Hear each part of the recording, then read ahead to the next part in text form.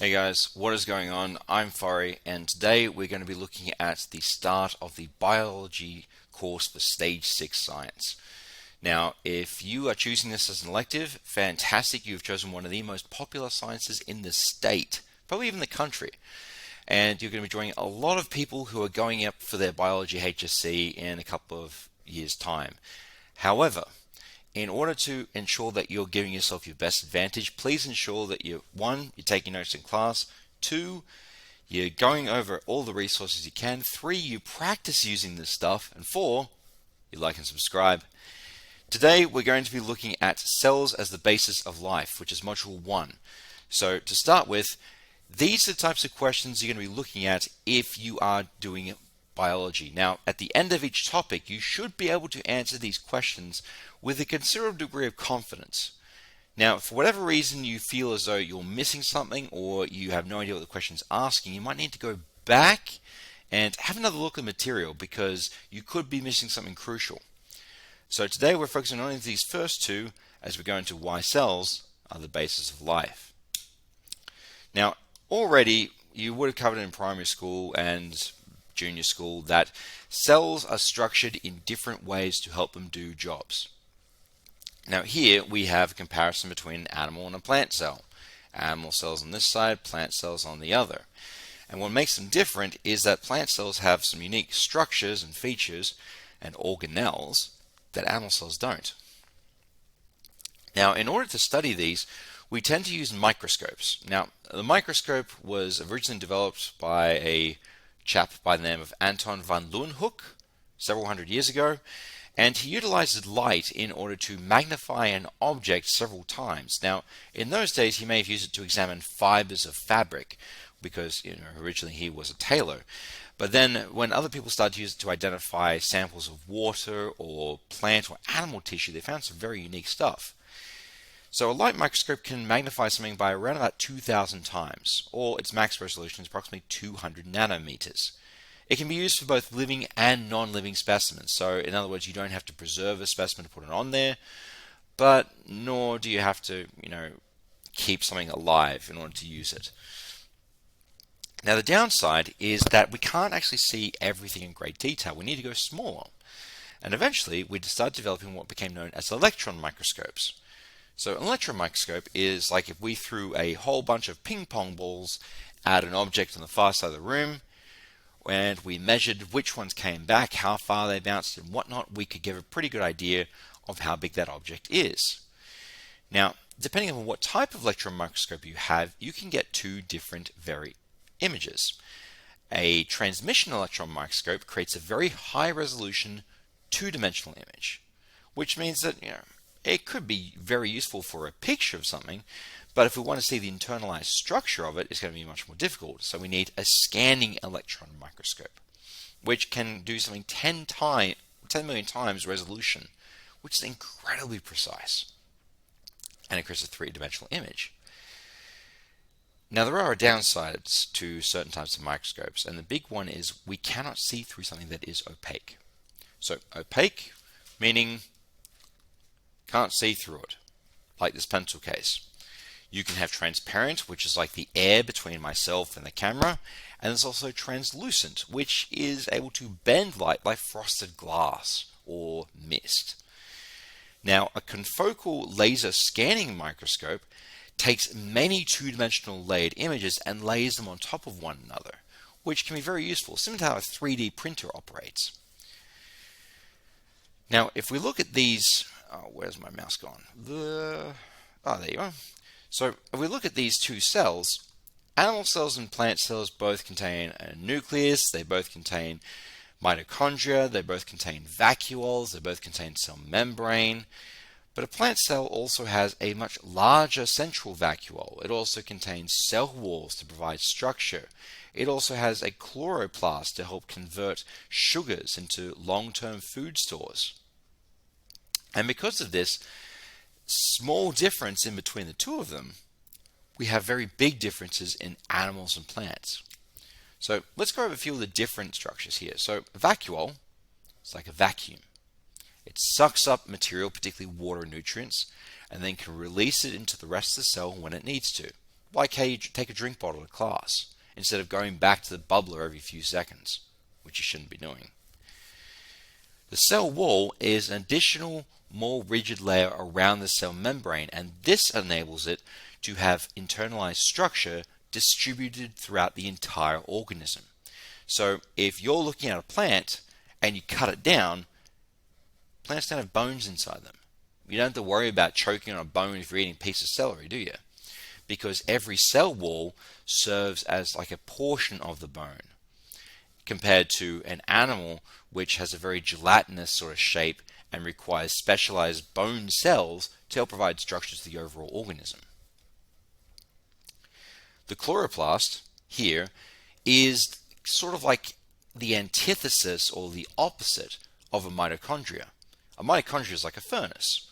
Throw in fuel, throw in oxygen, releases energy. Easy. The chloroplast is designed to absorb materials like carbon dioxide and water, and when it's provided energy from stuff like sunlight, it can convert it into much larger sugar cells or sugar molecules, which can store energy for long periods of time. Now, what you should be doing is every now and then, if you see something really useful, I'd advise that you pause the video and get it down. Something like this table is very useful when we're comparing something like a prokaryotic cell and a eukaryotic cell. Eukaryotes and prokaryotes are different based on their internal organization. So, for instance, a eukaryotic organism has defined areas and organelles that have been separated. A prokaryote has everything just floating around loosey-goosey inside of it. Now, let's do an analogy.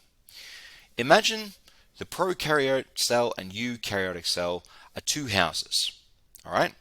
The prokaryotic house has one person living in it, so does the eukaryotic house. Now, over time, both the people living in each house want to start building a family. The thing is, though, the prokaryotic house has only one room in the entire house. There's no subdividing. So you could roll out of bed and go straight to the toilet, and then take two steps to the right and start making breakfast. Okay, it's not particularly orderly. It's a giant mess. The eukaryotic house has a bathroom and a bedroom and a kitchen and laundry and everything else with the walls in between.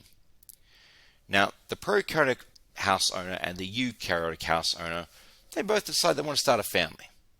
So they start, communicating more with other people and start inviting them over. Come on over to my house. We'll hold a barbecue. We'll have a dinner party or something. When people go to the eukaryotic house, it's easy to get organized. It's easy to start putting dinner on the table. It's easy to clean the bathroom beforehand.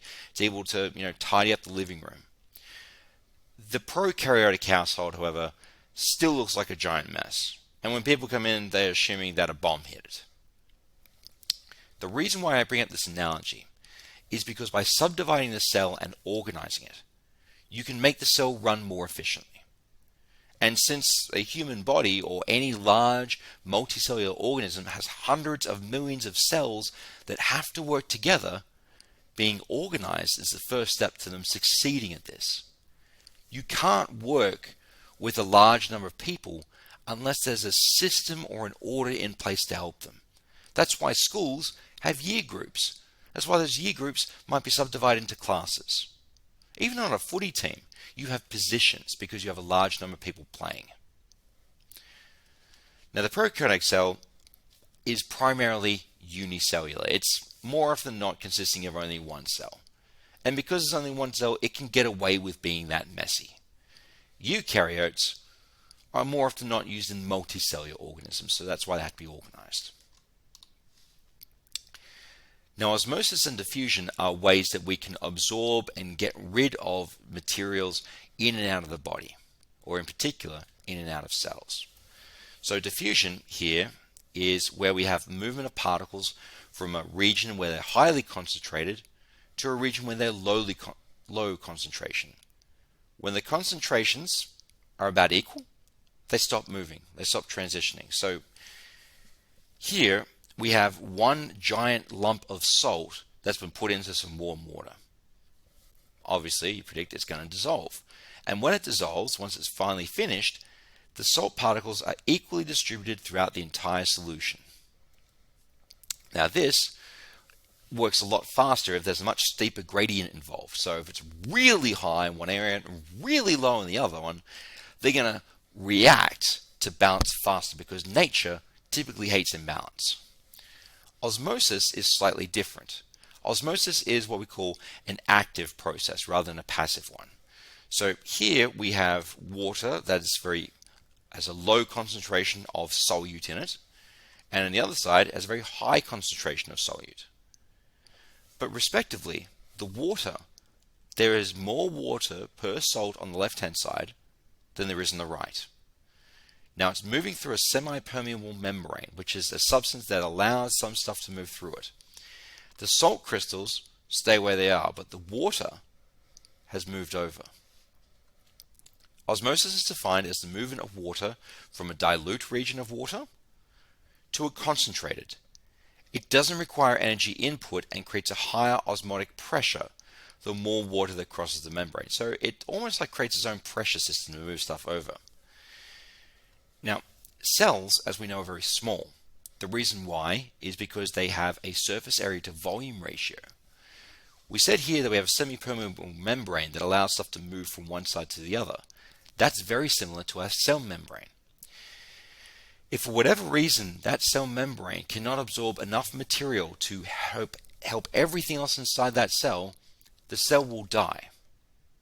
So it's much like how if you have a town that has no roads in it and every house is packed in next to each other, and you have like the fireys at one end of town and your cops at the other end of town, your ambos at the other end of town, it's going to take them so long to get to the people in the center that something bad's going to happen. It's just going to keep happening. But if we have roads in there, we've increased the surface area and we can allow emergency services to move throughout much faster. Instead of taking half an hour, it takes 5 minutes. So we can calculate this mathematically. Say you have a box here. It's 1 centimeter by 1 centimeter by 1 centimeter. Now imagine that we have another box that's 2 by 2 by 2, another one that's 3 by 3 by 3. Now the surface area is calculated by how much surface is exposed on the outside. So I have a 1 by 1 square, and we have 1, 2, 3, 4, 5, 6. 6 sides to a cube. So it's 1 times 1, which equals 1, times 6, which equals 6 centimeters cubed. Conversely, we try this here. It's 2 by 2, which equals 4. 4 times 6 is 24, so we have 24 centimeters squared. This 2 indicates that it's squared. This 3 indicates that it is cubed. I apologize if I got confused there. This one here is 3 by 3, which equals 9. 9 times 6, 54. Now you compare that to the volume that it occupies. So you just times the height by width by breadth. So it's 1 by 1 by 1, 2 by 2 by 2, 3 by 3 by 3, which equals 1, 8, and 27 respectively. Compare that as a ratio of surface area to volume. This one is a very high surface area to volume ratio. It's easy for something that's absorbed into the side to reach the center. This one here, it gets trickier. And this one here gets even more difficult. So essentially, if we have cells that are too big, they can't absorb enough materials such as oxygen or food, and they can't get rid of carbon dioxide or water or other waste products quickly enough, and they die. So if we have, say, a whale, compare that to a dog, they still have the same size cells. It's just the whale has more cells to deal with. The dog has less. You and I were made of less cells when we were born. Over time, more cells replicate, and then they die off, and we get bigger. As we get older, more cells begin to die off than they do to replicate and grow. So we seemingly get smaller. That's why, every old person is really small, and, you want to take care of them, like your nan. Now, diffusion and osmosis here, we can see there's a difference between one side and the other. This is what we call an isotonic solution, whereby the concentration inside the cell and outside the cell is equal. And it's what we also can refer to as a dynamic equilibrium. Now, dynamic equilibrium means that whatever rate water is going into the cell is also the same rate as water going out of the cell. Hypertonic means that the solution that has a higher solute concentration than another solution, water particles will move out of the cell, causing crenation. Essentially, the area around the cell is too dry, so the cell tries to release water in order to equalize both sides, and it can result in drying out and dying. Hypotonic means that the inside of the cell has less water than the outside, so it starts absorbing it like a sponge. Now, if it leases, it means that part of the cell is ruptured, like overfilling a water balloon. Okay, hyper means too much, hypo means too little. Now, endocytosis and exocytosis, this table might also be very beneficial in getting down, along with this information. So pause the video for a moment, get that stuff down.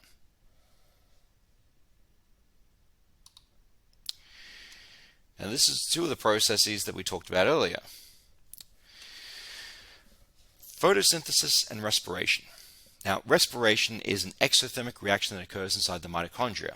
One fact that everyone says once they finish biology is that the mitochondria is the powerhouse of the cell. The reason why is because it operates like an engine. Put fuel in, put oxygen in, releases energy and waste products. So every animal will have mitochondria in its cells. Plants have mitochondria within their cells to provide energy for the plant to grow. But plants also have another secondary one, which is their chloroplasts. It is the opposite of a mitochondria. Instead of releasing huge amounts of energy and being exothermic, a chloroplast is endothermic. And by which I mean it absorbs energy in order to make a chemical reaction happen. So here we can see the chemical reactions, and highlighted in green is the energy involved. Here in photosynthesis, it needs sunlight in order to make that reaction happen. No sunlight, no photosynthesis. That's why trees lose their leaves during winter. There's less sunlight available. They're conserving whatever power they have by shutting down, saying, okay, lads, drop those leaves. We're not going to need them anymore for a couple of months. When spring comes back, all right, lads, it seems that there's more sun out. Put those leaves back on. Let's get back to work. Respiration does the opposite. It releases energy that is used by the organism. But keep in mind, whenever we talk about energy, they're not necessarily made out of atoms. They could just be wavelengths of light or heat or energy.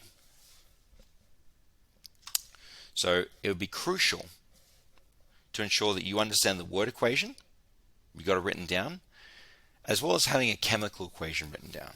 Now this one's been perfectly balanced. If you do chemistry, fantastic. You got a leg up here. If you don't, just remember the following. However many particles we have on the left-hand side, we have to have on the right. You can't make something out of nowhere and you can't make it disappear. It has to balance. Now in class, you might have come across an enzyme prac. Now the enzyme prac is essentially comparing how enzymes behave in different circumstances. You might change the temperature, you might change the pH of a solution. And with here, you might be looking at how yeast is able to produce gas. So here we have the test tube number that you're working on. We have the volume of different concentrations of material you put in there. And the way you're measuring its activity is how much bubbling is reacting. Well, how much bubbling is occurring. Now this table shows the difference between the use of an enzyme and without. This green line represents an enzyme being used to lower what we call activation energy. Activation energy is like the minimum amount of energy required to kickstart a reaction. So imagine an action film. There's dynamite up on a hill, the cowboy takes out his 6-shooter and shoots it, explodes. That doesn't actually happen.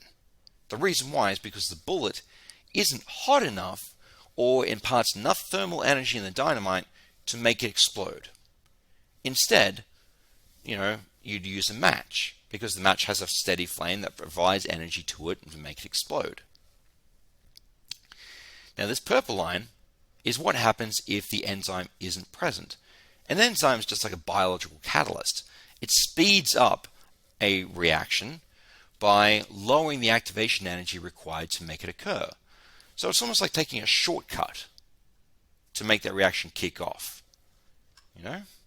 So let's have a look. Now here we have a substrate or a material that has to be broken down. If you ever want to practice this at home, just do the following. Go into your cupboard and find either a Salada biscuit or a Weet-Bix. Pop it in your mouth, start chewing, but don't swallow it. Now if you do it for enough minutes, you're going to find that it's going to start tasting sweeter over time. This is because inside your saliva there is a particular enzyme called sucrase. Now let's say that this is sucrase here, okay, the enzyme. This is sucrose, sugar. Now once it goes in here and locks in, there's a slight change as the substrate begins to bind to the enzyme. The enzyme begins to break down the substrate into smaller pieces and then releases them. Now if you didn't have enzymes in your body, you would actually starve to death even if you ate 3 square meals a day, because your body can't process the material it's eaten fast enough, so you starve. Now all of these factors can affect how an enzyme behaves. If you increase or decrease any one of these factors too much, you can result in an enzyme being denatured, which is it begins to break down and it doesn't do its job properly. Now, imagine if you have tons of substrate. That might mean that there's not enough enzyme to break it down, or you might start salivating to provide more. If there's not enough substrate present, most of the enzymes just sit around and do nothing. Alright, that's the end for this quick video. So, if you have any questions about what we've covered, then please ensure to leave a comment in the section below, or alternatively, ask your biology teacher in class. As always, I've been Furry, you guys have been amazing, I'll see you around.